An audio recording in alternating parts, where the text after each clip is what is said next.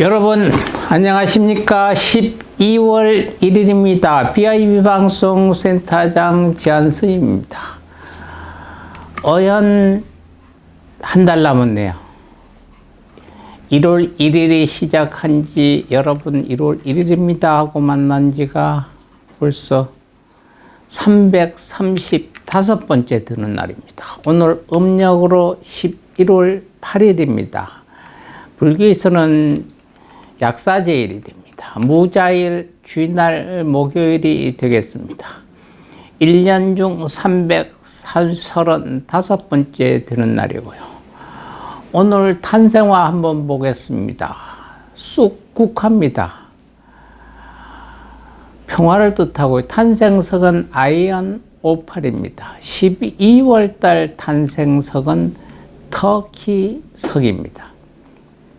탄생목은 사시나무가 되겠습니다. 오늘 우리 주변에 일어났던 일들 한번 보겠습니다. 1975년도 한국 자동차 역사상 최초로 국산화 모델인 현대 포니가 출시됐습니다. 현대 포니는 1975년부터 1990년까지 현대 자동차가 생산한 후륜구동 소형차이며 대한민국 최초의 고유 모델 자동차입니다. 대한민국 자동차 공업의 자립을 선언한 차종으로 대한민국 자동차 역사에 한 획을 그었다는 평가를 받습니다. 차명인 포니라는 것은 영어로 조랑말을 뜻합니다. 단어의 포니에서 유래된 것이죠. 1980년 12월 1일입니다. 컬러 TV 방송이 시작됐습니다. 1950년 미국에서 컬러 TV 방송이 시작됐죠. 우리나라는 1980년 12월 1일 컬러 TV 방송이 시작됐습니다. 우리나라는 1956년 5월 12일 대한방송에서 최초의 TV 방송을 시작했습니다. 10년이 지난 1966년 지금은 LG로 이름이 바뀐 금성사에서 국내 최초로 TV를 만들기 시작했습니다. 이렇게 우리나라에도 TV가 사람들 사이에 퍼지고 많은 사람들이 먼 곳의 소식을 빠르게 볼 수 있게 되었다. 하지만 이때 TV에서 볼 수 있는 화면은 모두 흑백 화면이었습니다. 단풍잎이 붉은색이요, 산이 녹색이요, 바다의 푸른색을 TV를 볼 수 없었던 것입니다. 이 모든 색을 다 보여줄 수 있는 컬러 TV를 만들기 위해 여러 기술자와 과학자들이 도전을 했습니다. 1950년 미국에서 컬러 TV 방송이 시작된 이래 미국에서 시작된 컬러 TV 방송은 세계 여러 나라로 퍼져나갔습니다. 그리고 우리나라에는 지금으로부터 약 40여 년 전인 1980년 12월 1일 KBS 1TV에서 컬러 TV 방송을 시작하게 됐습니다. 여러 색과 다양한 소리를 통해 먼 곳의 소리를 생생히 보고 들을 수 있게 된 것입니다. 2001년도입니다. 2001년도에 2002년 피파 월드컵 한국, 일본 조 추첨식이 있었습니다. 2001년 12월 1일 부산 백스코에서 월드컵 조 추첨 행사가 열렸습니다. 총 13명의 조 추첨자가 선정됐고 대한민국 측 인사로는 정문준 대한축구협회 회장, 월드컵 국가대표 홍명보 선수, 바둑기사 조춘헌 구단, 산악인 박영석, 배우 송혜교, 국제심판 이문주 등 6명이 선정됐고요. 일본에서는 오카노 수리치로 일본 축구협회장과 프랑스 월드컵 때 일본 주장으로 활약했던 에하라 마사미 등 2명으로 결정했습니다. 나머지 5명의 인원들은 대륙별 안배 원칙에 따라 브라질 축구 황제 펠레, 네덜란드의 요한 크루이프, 카메룬의 로저 밀러, 중국의 여자 축구 스타 슈넨, 프랑스 미 월드컵 공동위원장을 역임한 미셸 플라티니가 선정됐습니다. 이때 대한민국은 D조의 폴란드, 미국, 포르투갈과 한조가 됐습니다. 2005년도입니다. 지상파 3사가 낮방송을 시작했습니다. 2005년 12월 1일부터는 평일에도 토요일, 일요일처럼 주간 낮방송을 실시했고요. 2012년 10월 8일에는 KBS 1TV에서 드디어 24시간 방송을 시작하게 됩니다. 그리고 24시간 방송을 시작하면서 편성 기준 시각이 6시에서 5시로 변경됐습니다. 이어서 2012년 10월 29일에는 SBS, 2013년 1월 1일에는 MBC 순서대로 지상파 3사가 종일 방송 체제에 접어들었습니다. 2011년도 12월 1일 대한민국의 종편 편성 채널인 JTBC, MBN, TV조선 채널 A를 통해 4개 편성, 종합 편성 채널이 개국했습니다. 종합 편성 채널은 대한민국에서 지상파 방송처럼 보도와 오락, 교양 등 모든 분야 프로그램을 편성할 수 있는 채널입니다. 줄여서 편하게 종편이라고 합니다. 2014년도입니다. 어선 501 오룡호가 러시아 베링해에서 침몰을 했습니다. 2014년 12월 1일에 베링해 해상에서 발생한 선목을 침몰 사고입니다. 사조 산업의 1753톤급 명태잡이 트롤선인 501 오룡호가 1일 오후 1시 40분에 러시아 서베링해에서 침몰, 승선자는 한국인 11명, 인도네시아인 35명, 필리핀민 13명, 해안경비대 소속 러시아인 감독관 1명으로 총 60명이 타고 있었으며 기상 상황이 여의치 않아 수색이 쉽지 않았습니다. 침몰 원인에 대해서는 자세히 밝혀지지 않고 있습니다. 2021년 보령 해저 터널이 개통됐습니다. 충청남도 보령시 대천항 신읍동과 오천면 원산도를 잇는 해저 터널 77번 국도의 일부이며 도로명 주소로는 전 구간이 원산대로에 속해 있습니다. 원산 안면대교와 함께 보령, 대천 안면도를 잇는 구간의 일부를 이룹니다. 2012년 4월 착공하여 2019년 6월 10일에 관통했고 2021년 12월 1일 오전 10시에 개통했습니다. 총 길이는 6,727m로 현대건설에서 시공한 국내 최장 해저 터널이며 도로 해저 터널로는 세계에서 5번째로 긴 해저 터널입니다. 원산도에서 안면도는 1750m의 원산 안면대교로 이어지고 있고요. 거가대교처럼 교량 플러스 터널 조합을 사용한 곳입니다. 기념일 및 한번 보겠습니다. 오늘은 세계 에이즈 날입니다.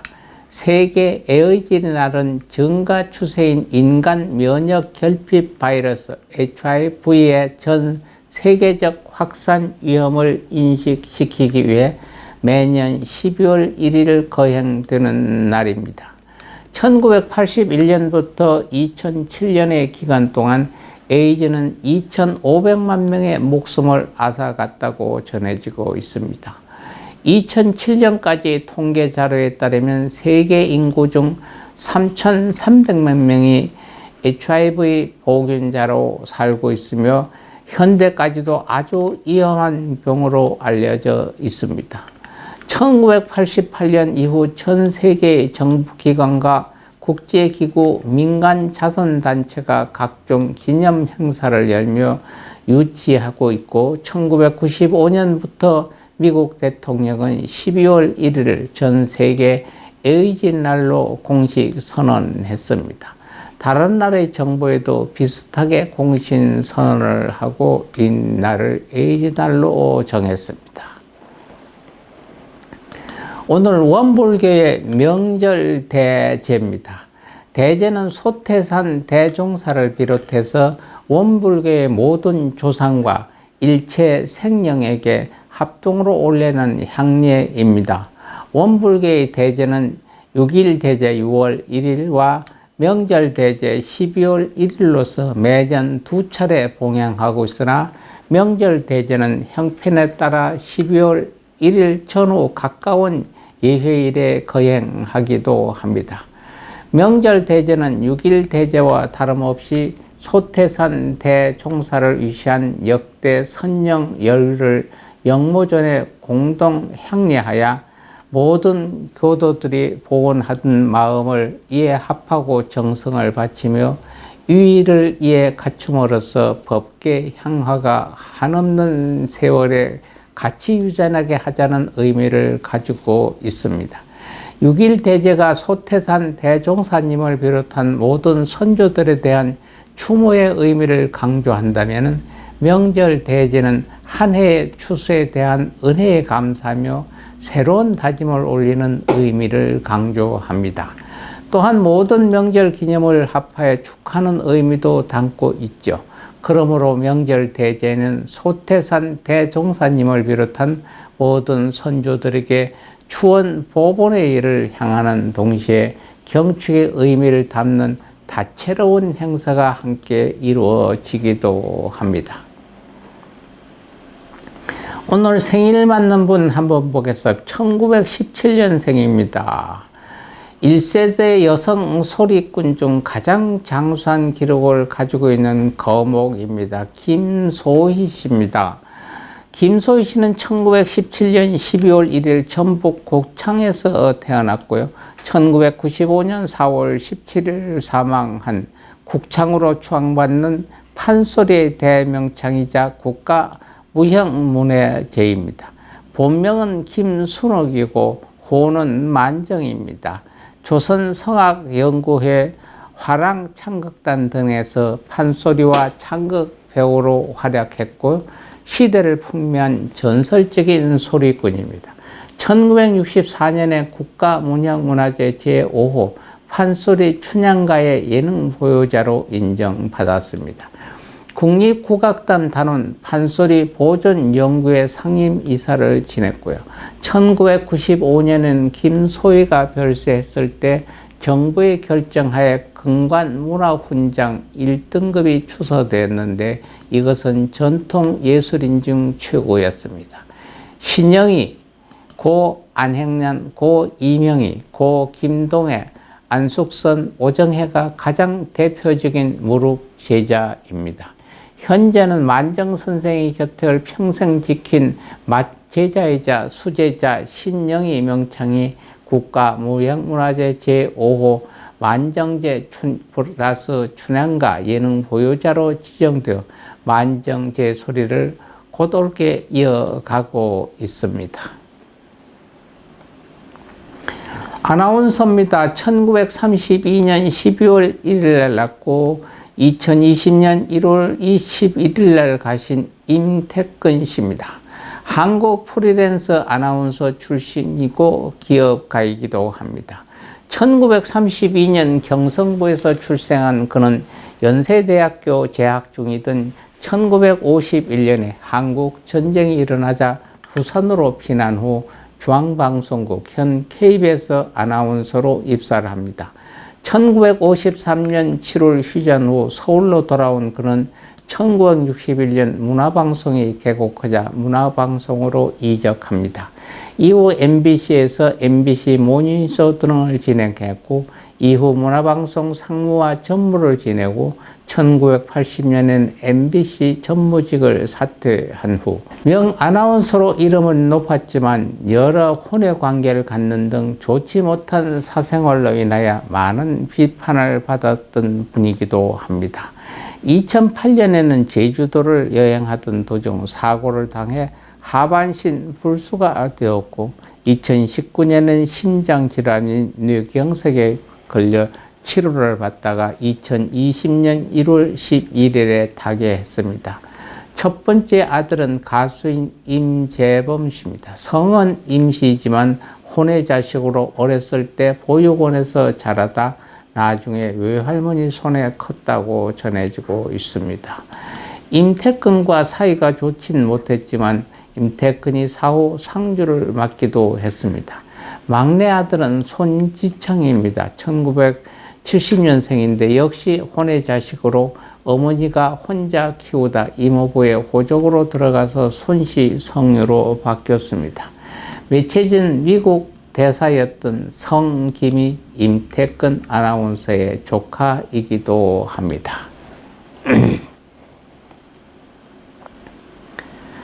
노란 사스 입은 말 없는 그 사람이 어쩐지 나는 좋아 어쩐지 마음에 들어 미남은 아니지만 씩씩한 생김 그이가 나는 좋아 어쩐지 마음에 서려. 이 노래를 부른 가수입니다. 한명숙입니다. 1935년 12월 1일 태어난 영화배우 겸 가수입니다. 평안남도 진남포에서 출생했고요. 평안남도 용강에서 성장하고 한국 전쟁 당시 월남하여 이후 경기도 인천에서 정착했습니다. 1953년 주한 미 8군 무대에서 가수로 데뷔했고요. 8년 후 1961년 허스키한 목소리로 선소국가 작곡한 노란사스 사나이를 불러 히트칩니다. 노란사스 사나이는 동남아에도 진출하여 대한민국 국외에서 히트한 최초의 가요입니다. 1971년에 남편과 사별한 이후 2004년에는 급속히 몰락하여 현재 월 수입조차 없이 사글세방에서 매우 가난하게 살고 있다고 전해집니다. 아들이 공황장애를 앓고 있는 탓에 치료비로 많은 돈이 들어갔다고 전하죠. 가수 한명숙의 트레이드 마크이자 명곡 노란사스 사나이. 시간이 흘러서 이 노래는 2018년 평창 동계올림픽에서 선수단 입장곡으로 나오기도 했습니다. 2022년 근황으로 병원에서 퇴원하여 휠체어 생활을 하고 지내고 있다고 전해지고 있습니다. 양궁 선수입니다. 한국의 양궁의 대모라고도 하지요. 김진호 선수 1961년 12월 1일 은퇴한 여자 양궁 선수입니다. 경상북도 예천군 출신으로 예천여중 재학중 양궁을 시작했고요. 예춘여고제과중 국가대표로 선발되어 1979년 베를린에서 열린 세계 양궁 선수권 대회에서 30m, 50m, 60m 개인 종합 단체전을 석공하며 5강 안에 올라 대한민국에서 큰 관심을 모았던 선수입니다. 1986년 서울 아시안게임에서 양궁 상관원에 오른 후 현역에서 은퇴를 했습니다. 올림픽에서 금메달을 따진 못했으나 김진호 선수는 생활 동안에 화려한 경력으로 신궁의 원조로 알려져 있습니다. 은퇴 후에는 한국체육대학교 대학원에서 진학 박사학위를 취득한 후 1995년에 한국체육대학에 정식 임용되어 교수로 재직 중에 있습니다. 오늘 또 불교의 부처님 말씀 하나 전하겠습니다. 여러 가지 병마를 물리치는 진연입니다. 사람에게는 각가지 여러 가지 말도 못 병명이 있는 병, 병명이 없는 병, 모든 병마가 많습니다. 이 병마를 없애게 하는 진념입니다. 옴 소시지 가리바리 다남타 묵다에바 아리바라야 반디 하나하나 홈바닥 좀 깁니다. 자세히 보시고 적어 두셨다가 읽으시든가 녹음해서 귀에 항상 들으면 어떤 질환의 병마에 시달리더라도 그 병마 시달림에서 벗어날 수 있는 진원입니다. 날씨가 매우 춥고 쌀쌀합니다. 여러분 감기 몸살 주의하시고 건강한 모습으로 내일 여러분 뵙겠습니다. 감사합니다. 안녕히 계십시오.